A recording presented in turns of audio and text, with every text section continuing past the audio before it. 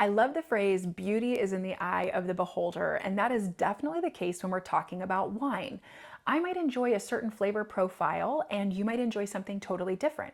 So while as a sommelier I can tell you if a wine seems to be well made or if there are flaws in the wine, I can't necessarily tell you if it is a good wine or not. That is really up to the consumer who's enjoying the wine to decide if they like it or not.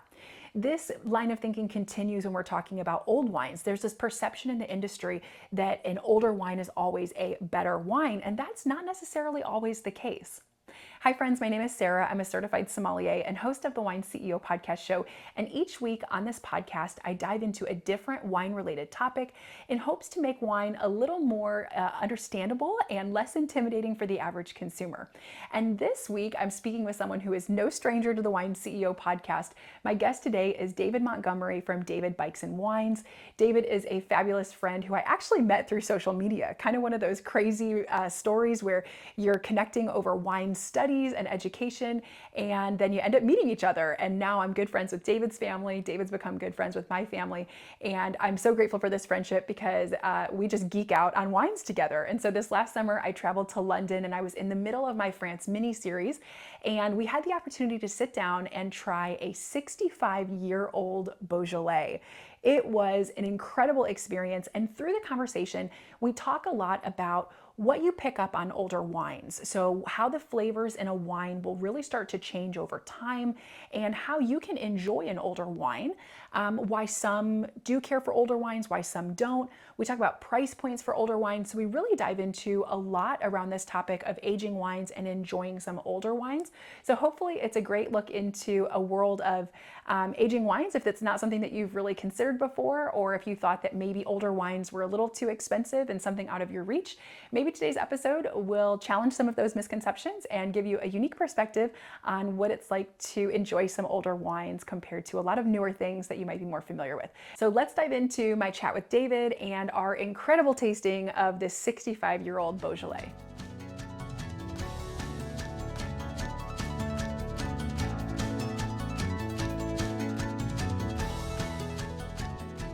Hey guys, welcome to the Wine CEO YouTube channel. I'm Sarah, your certified sommelier, and this is my really good mate. I have to say that because I'm in England, David Montgomery from David Bikes and Wine, and we are tasting a really unique wine today. Happy to have you here. Thank you for finally inviting me onto your new YouTube channel. I can't believe I'm like your 20th guest or something. In all fairness, I haven't been to London in the last few months since I launched it. But anyway, that aside, we won't sit here and argue. We have this beautiful wine, and I just opened it. In fact, I just did a short about how to use a Durand. So I'll link that here in case you want to check it out. But we just opened up this beautiful 1959 Beaujolais. Look at the cork. I mean, this is just beautiful. This is an incredible wine to be able to look at. David, can you tell us a little bit about this beautiful wine? Yes, so this is a 1959 Beaujolais from Patriarch Petit-Fils. They're an old company, been around a long time in Beaune, in Burgundy proper, where you've recently been. You've been doing your series. And this is their standard Beaujolais. And I guess I thought we'd look at this. I was really interested in it. I've looked at a couple of these older wines. Beaujolais is, of course, 3 regions. Really, you've got your sort of basic bog standard Beaujolais, and then as you go further west up the hill onto slightly better ground, you've got your Beaujolais Village region, which is a little bit tighter, a little bit more contained, a little bit higher quality. And then as you go further up the hill, further west, further north, further up the hill into the 10 crus, and there are 10 named regions, named villages, named crus. People don't think Beaujolais ages, and when they do accept that Beaujolais ages, they're talking 10, 15 years, and for top crus and top years. And this is a standard Beaujolais, probably, admittedly, it's difficult to find out much about it, but with some fruit from different areas, maybe some of the better areas. And it's from 1959, and we'll just see how it's holding up. Yeah, pretty incredible. I think what most consumers know about Beaujolais is Beaujolais Nouveau, and we've had a lot of conversations about this. And when I did my recent podcast interview with Edward Parnay from Chateau Moulin-Avant, he spoke a lot about how a lot of winemakers in the area were really sad that in the 70s and 80s, Beaujolais Nouveau gave the region a really bad name, because honestly, it's fun, right? It's fresh fruity juice, but it's very quickly made wine and it's not the best quality. And so that's what a lot of folks know about Beaujolais. But then you also have some really incredible wines from Beaujolais like this that can be aged, I hope, for a very, very We'll long time. see, We'll find in right? a second. But you can definitely have some really incredible age-worthy wines from Beaujolais. So cheers. And Sante. cheers to you. Let's have a look at it. Okay, So my, you go. you go. So I first up, thought you were getting right in. I was going to do colour while you I was just tasted. going to say the same. So first up, color's incredible. I mean, this is like a raisin brown. Yeah, actually, my shirt's the best way to look at it at the moment. Honestly, like a really burnt orange, raisin brown kind of color. Definite sediment, obviously. Yeah, Yeah, beautiful. and we on sediment. So you can decant old wines for sediment. There's no real reason to decant this to open it up and give it oxygen because Yeah. honestly, but I don't like to decant old wine because I think while you remove the sediment, I'm not scared of sediment. Too much oxygen to Yeah. something this age quite quickly can Just- impact how it tastes, yeah. and also can mean you have to drink it really quickly because this isn't going to hold up all night. You're not going to look at this in 5 hours, 6 hours Yeah. time, and it'll still be the same. So I don't decant old wine for that reason. Any old wine? Typically? Unless I open it up and it's a bit kind of mousy, a bit maybe not in its best shape, I'll decant it because that will sometimes just get rid of some of those off notes Yeah. and open it up again.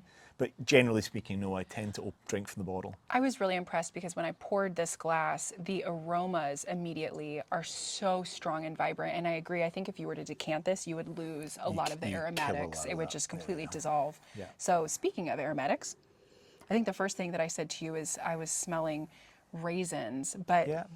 it's funny because now I get caramel. There's like a burnt caramel Yeah. kind of characteristic. But there is in the background to this also a little bit of, I mean, it doesn't taste of cherries, but you can smell the sort of citrus notes in the background to this as well. It's got a sort of slightly citrusy, dark cherry right at the back that is still there. This isn't completely devoid of fruit. There's some fruit. There's a little bit there as well. To me, it's like very dry fruit though. Yeah, Again, yeah. raisinated. Raisinated. I'm almost getting a little bit of like maple syrup too. Yeah, I'll give you that. Oh, thank you. No, I mean, it has a really beautiful aroma. So many dimensions going on here.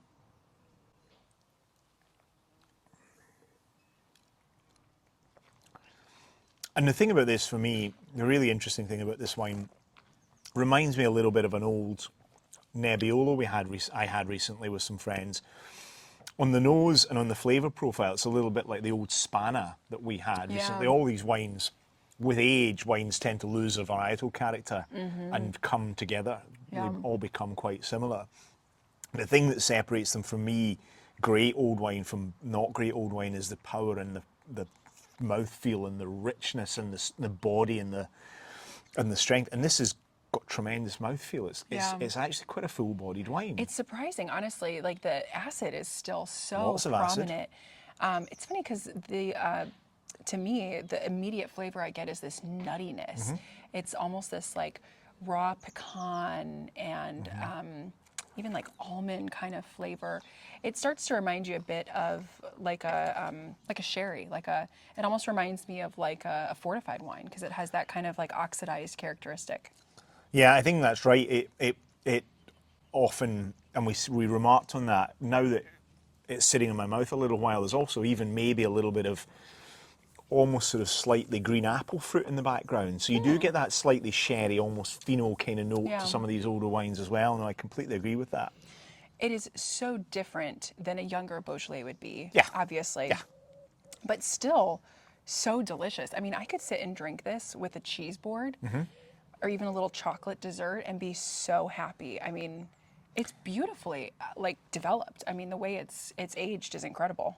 Yeah, but it's quite a robust wine. I mean, this will stand up to lots of other flavours. It's not going to fall away in the background. Yeah. There's a lot of structure, lots of flavours going on. It's quite powerful. So what do you think this wine tasted like? What would that be? 40, 50 years ago? 60?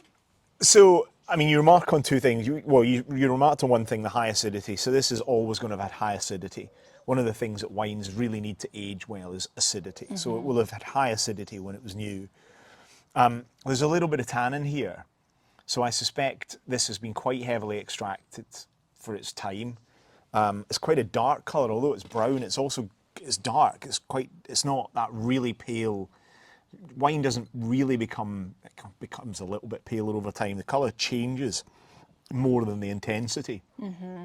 So I suspect this would have been quite a dark wine, probably quite a lot of tannin for a Gamay for a Beaujolais.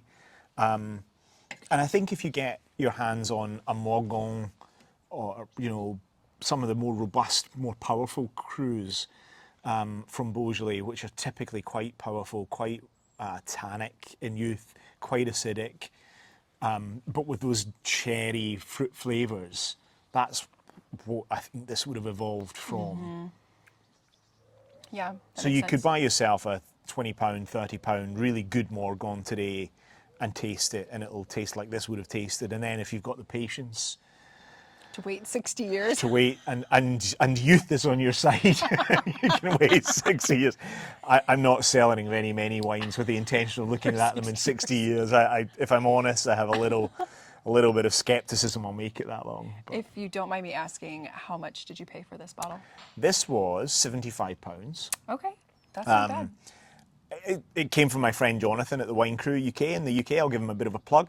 In the UK, he does these old bottles, and that's the really interesting thing for me. So old wine, people think about old wine as being expensive, inaccessible, difficult to get your hands on.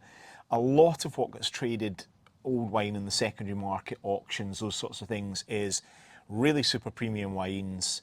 Screaming Eagle from Napa, Petrus, Lafite, Domaine de Romani Conti, all the really, all the wines from around the world, very expensive. Own wooden case, 12, unopened, impeccable provenance, Sure. super expensive. Lots of wine sits in people's cellars, never gets drunk and then gets sold, finds its way onto the secondary market. You take a bit of a punt on them, but they're never going to be expensive because no one's going to take the risk. Yeah. Would I have spent £400 on this knowing it might be dead? Absolutely not. Right. And I was a little nervous when we first opened it because, the cork had so much mold and Grim. grim on it. Yeah, you just don't know. But And in that this looks like an case, original cork, right? Yeah. I haven't had a proper I don't look think at it's it. but- recorked. Yeah, I don't think And it's been recorked. you just don't know, but then you can open it and it can be really beautiful. So the thing about aging wine, though, and we probably disagree on this because David loves to age any wine. Oh, yeah. And it has Yeah. to be 20 years old minimum or he's not going to go near it. But I think it's personal preference. So there are some individuals who may not care for the way this tastes as a 60-year-old Beaujolais, and they might prefer a more youthful Beaujolais that's really bold and fresh fruity, and that's okay too, right? It's complete personal preference. I think it's exciting to be able to taste a wine that has aged like this and see the dimension, see how different it is, to compare it with a younger style. But older wine does not necessarily always equate to better wine, and there are some wines that can be aged and some that can't. I think all wine changes and has something to say with age. So I agree with you. I think if you want to drink a Riesling brand new, for example, a white wine, high acidity, fresh citrus flavors, usually lovely. Over time, that develops a totally different taste profile, and it lasts. Really good Riesling will last 200 years, more, and it will say something different throughout that journey, and that for me is the really interesting thing. So I agree. I make a bit of a thing about old wine because I think wine changes. It doesn't necessarily get better, but it will say something different with time. Definitely. And I think if you've never had old wine, if all you've ever done is drink supermarket wine on release, that vintage, that's great. There's a lot of great wine made that way. But I think there's a lot of wine just changes and does something a bit different with a bit of time, and you don't need a huge amount of money. So you can buy single bottles. I bought a number of bottles of wine recently. A whole bunch of people have got birthdays coming up. You can buy wine that's 30 years old for £25 or £30, depending on the wine, the vintage, right through all sorts of different price points. So you can find it, but you also don't need a huge amount of space to start. So you can put 10, 15, 20 bottles of wine in a dark cupboard in a cool part of the house where the temperature doesn't change too much, and it will age fine. And you can see what something does over 5, 6, 10 years and come back to it again and again and decide if that's something you want to do, right? Yeah, I totally agree. I think it is something that if you have time on your hands, it's a fun thing to be able to do. And it's unique because it's different, right? You're not going to be able to find a lot of older wines. I think in most people's cellars, I think you have to be someone who commits earlier on to start collecting things or searching for older wines in the market, right? It's easier in London. That's fair. Wine regions and London. So Napa, we've recently we bought some wine in Napa online, and again there are a bunch of brokers in Napa who have lots of mature collections of wine from all around the world. So it's wine regions and big trading centres will have opportunities. You can find it. Yeah. And if anyone wants some tips and things, just we'll put it in message in. We can answer. We'll put it in some of the show notes for the episode too. So awesome. Well, this is delicious. Thanks for sharing it with me. Let's go and finish it and stop making videos. Yeah, done. Cheers. Cheers. We'll see you guys in the next video. All right, friends, I hope you enjoyed today's episode. I know it was a really quick look into a fun tasting on a really old wine, as well as a discussion around aging wines and enjoying older wines. But hopefully it was a fun, quick glimpse for you into the world of aging wines and maybe inspired you to want to start your own cellar and begin aging some wines now that you can enjoy in the future and see how they change over time and see how an older wine can really have some beautiful, unique aromas that are different from anything you would taste from a younger wine.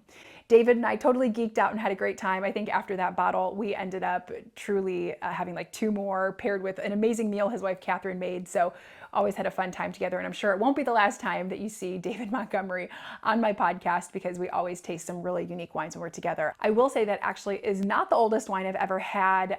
David is such a good friend. He treats me when I come to town, and I think we tried a 99-year-old Northern Italian wine that was just, I mean, incredible. When you're drinking something that's like pre-World War II, it was unreal. It's like experiencing something totally different. And that's the fun thing about wine. And I love that David highlighted that today. Older wines aren't better, they're just different. And so if you're someone who comes to really appreciate older wines and some of those flavor notes that you find in older wines, you can find some very affordably, and it's just a different experience. Now, if you love younger wines, there's nothing wrong with that. It doesn't mean that an older wine is better or more valuable. Usually it's that it's more rare and hard to come by, which is why they might be more expensive, but often they're going to be just beautiful in a different way. So hopefully David and I were able to communicate that to you clearly today, and hopefully you enjoyed watching us just have fun tasting an incredible wine as well. And yeah, that today was an inspiration to want to enjoy some older wines and experience something a little different in the wine world. If you have any questions about this episode or wine in general, don't hesitate to send me an email, sarah@thewineceo.com, or you can send me a message on Instagram @thewineceo. I am always happy to answer any questions I can or give you recommendations on where to find older wines, like in the show notes for below. I linked 2 areas where you can find some older wines if that's something you're interested in checking out.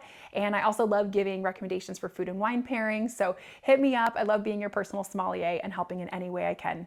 Until next week, friends, I hope you drink something new and delicious, and I will catch you all in the next episode of the Wine CEO podcast.